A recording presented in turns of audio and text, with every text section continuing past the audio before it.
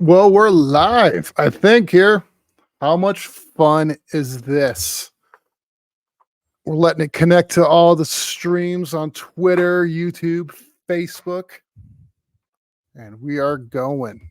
Am I the only one who did not know this? This is a interesting fact. The average man has a percent body fat of 28%.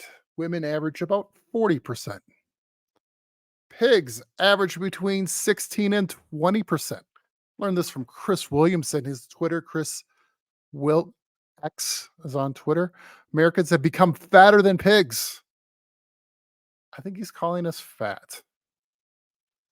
But what is a healthy body composition? I mean, according to WebMD, if you trust them, for people 40 to 59 years old, women 23 to 33%, and men 11 to 21%. Have you ever been between like in the teens and percent body fat? Like my brother ran Ironmans and he was like around 11%, I think, when he ran an Ironman.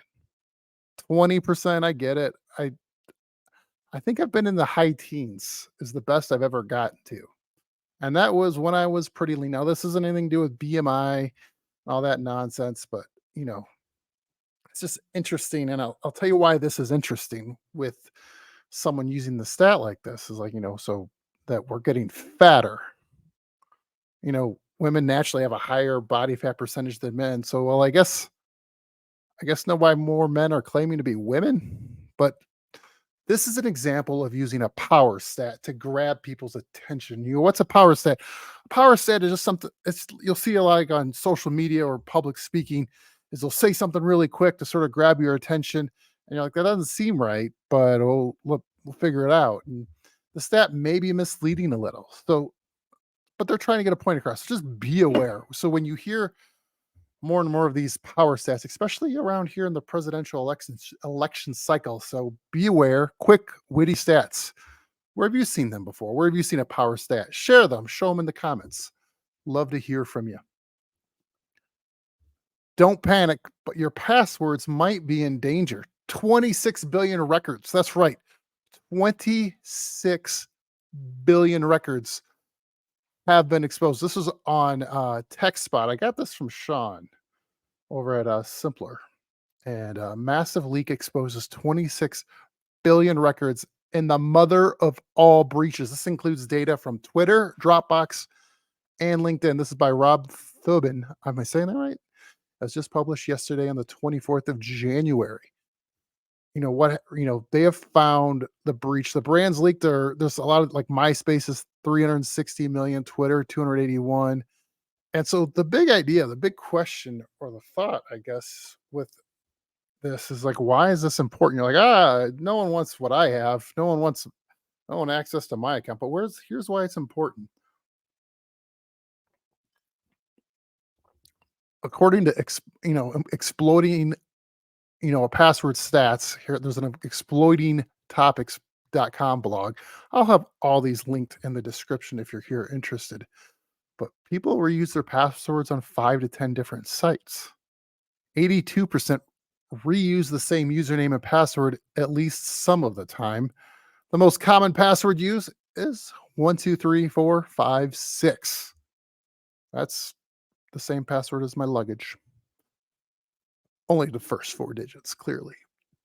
59% of US adults use birth dates or names in their passwords, according to a Google Harris poll. 33% use their pet's name. I can see that.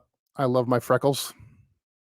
How it works here. Why is this important? So if someone gets your password from, say, MySpace, and they use the same login to try to get to your Chase account or your bank account, whatever it may be, that's how they get access. Is they found you use the password on site A and they're going to use it on site B to get access. That's why use two-step authentication, especially for important accounts.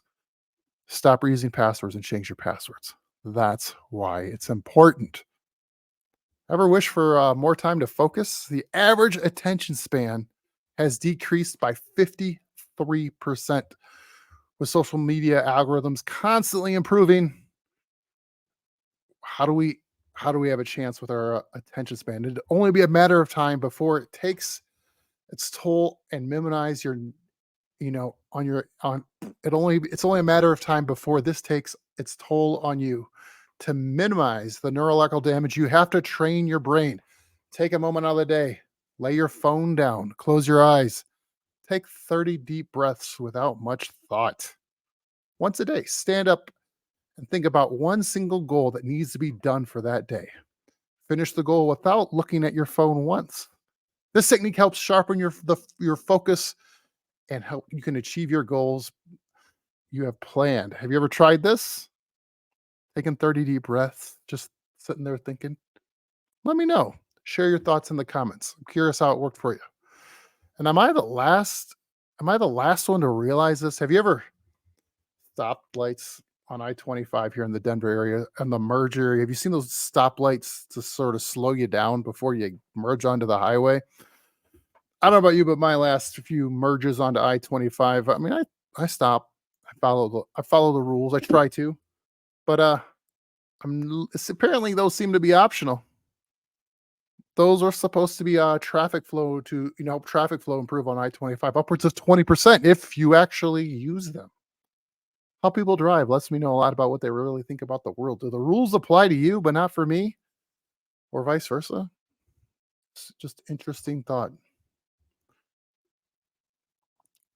My last question here, or my last question.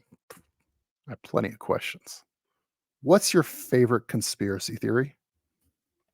Aliens, JFK, maybe a mixture of both there.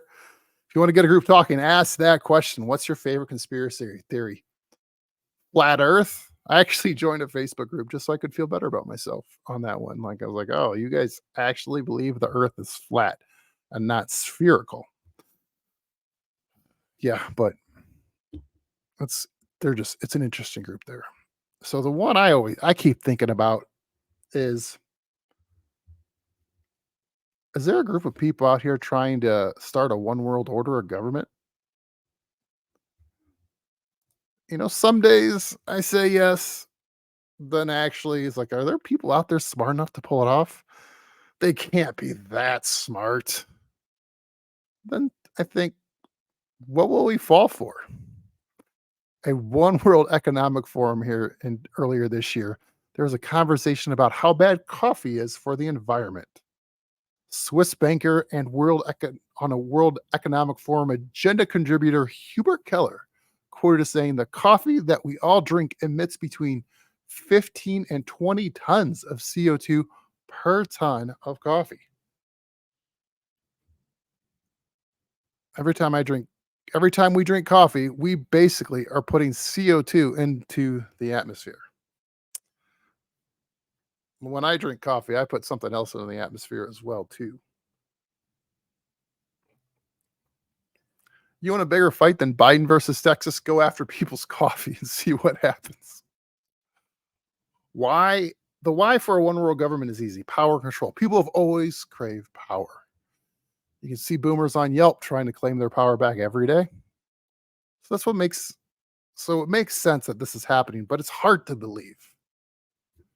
Do you believe there are people out there trying to develop a one world government? Do you think we'll comply with it? Let me know what you think. Share your thoughts in the comments. Thanks for listening. I'm Rob Blasi. I'll tell you the truth in my opinion. And usually those are pretty close to one and the same. So thank you for listening. We'll do this again next week.